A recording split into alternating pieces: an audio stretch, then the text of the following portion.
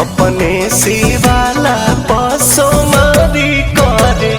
हई हजल ढारी करे गाँव के सिवाला पसो मारी करे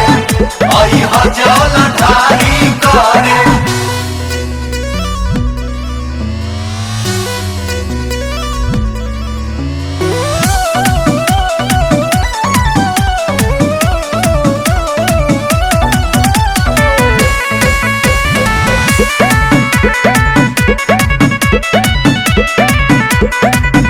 भांग बेल पतैया से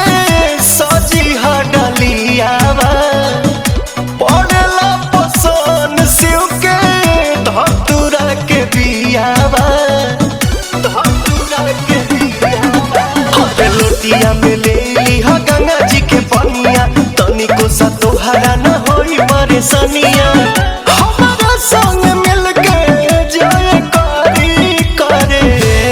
सोना अपने सिवाला पसो मारी करे हई हजल ढारी करे गाँव के सिवाला पसो मारी करे हई हजल ढारी करे।